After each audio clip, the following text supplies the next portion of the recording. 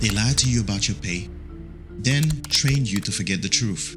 But here's what they prayed you'd never connect. The moment everything changed. And this is why, if you don't do some of the things that I'm going to mention today, you might allow them to have the upper hand forever. See, the slogans they used to trap you, the one that you hear every day at work, they're coming next. And once you hear how perfectly they hooked you, you'll never unhear it again. Work harder, stay loyal, pay your dues and climb the ladder. You heard it your whole life and you believed it because it sounded fair. Fair. They never told you that the ladder was for the ones that already owned the building, owned the factory, and owned the government that made the rules. This didn't start yesterday.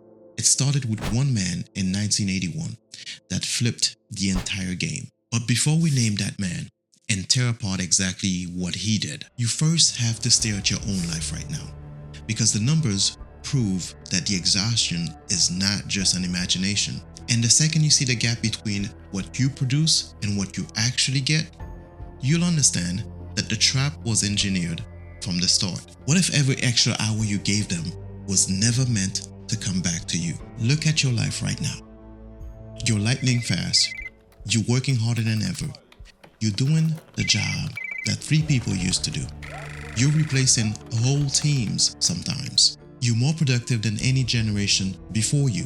So why are you still scraping by, exhausted, one missed paycheck away from disaster? Because every extra ounce of output that you squeezed out, they didn't share it. They sucked it straight into their own pockets. Here are the facts they hope you never see. Since 1979, the value you create per hour has exploded over 90%. However, your real hourly pay, just 29%. That's not a gap. That's highway robbery. You generated 3 times more wealth and they kept almost all of it. You didn't fall behind. You funded their empire, but you didn't fall behind by accident. The man who started the snowball in 1981, he didn't just cut taxes. He cut the one thing that kept your wages tied to your output. And the moment that guardrail snapped, the floodgates opened. What exactly did he do that made your productivity explode while your paycheck flatlined? In 1981, Ronald Reagan signs the Economy Recovery Tax Act.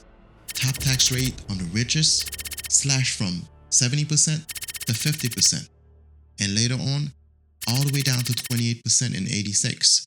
And this is where trickle down came from. That's what they called it. The same year, PATCO, which is a professional air traffic control organization, went on strike. Air traffic controllers walk out. Reagan doesn't negotiate. 11,000 of them fired overnight, bans them from federal jobs forever. That was the signal. Private bosses heard it loud and clear. Unions are fair game now. Union membership was up to 23% around the event. After the event, up until now, it's about half. We're talking about 10% these days. No unions means no leverage. No leverage means wages froze while productivity kept climbing. They didn't just cut taxes. They cut the guardrails that kept wealth from flooding all the way to the top. But the real explosion didn't stop with unions or tax cut. It showed up in the boardrooms, where executive pay didn't just rise, it detonated. And the gap that opened between their paycheck and yours is so insane that when you see the actual ratio, you'll understand why your raise feels like a joke. How did one policy decision turn CEOs into kings while your wages stayed frozen? Fast forward to today. Executive pay exploded. From 1978 to 2024, CEO compensation at the biggest companies shot up 1,094%. Your typical worker pay, just 26%. The ratio, in 1965, it was 21 to 1.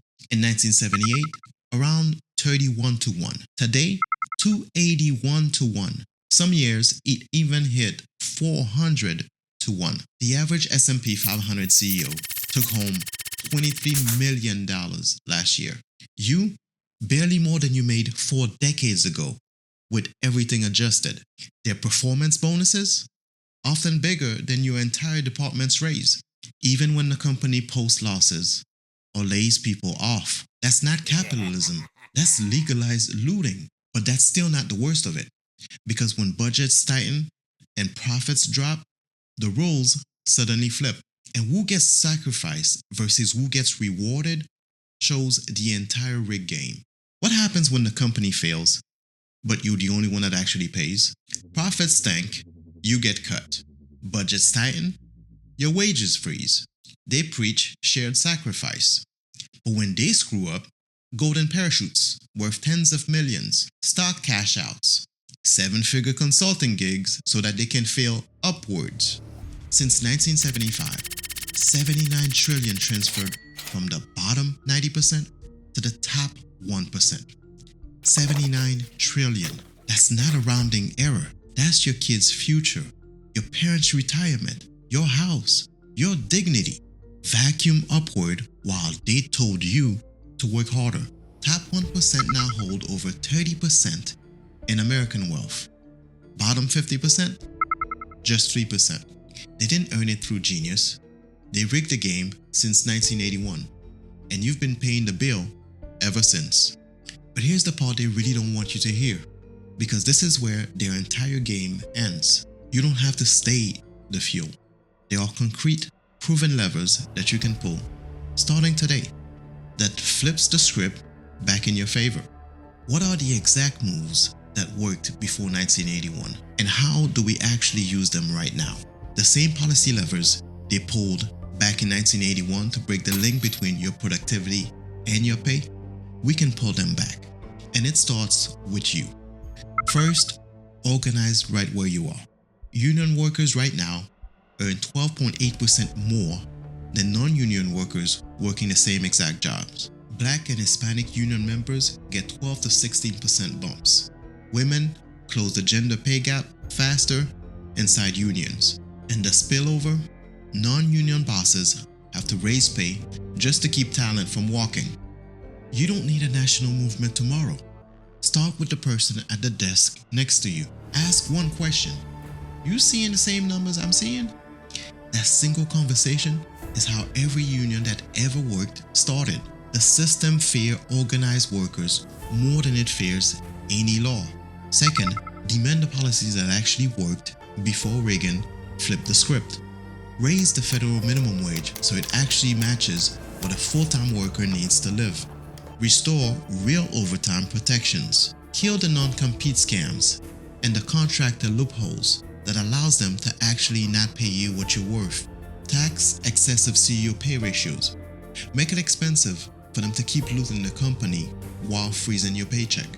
And bring back progressive taxes on the top so that the 79 trillion that they vacuum upward starts flowing back where it belongs. These aren't dreams. They're the exact levers that kept wages tracking productivity from 1948 to 1979. We had them once, we can have them again. Third, and this one's on you right now. Stop waiting for permission.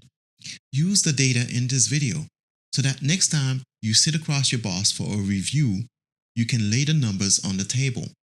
Productivity up 90% since 79. My real pay up 29%. Here's what I really bring to the company. What are we doing about it? Document everything. Share the receipts with your coworkers.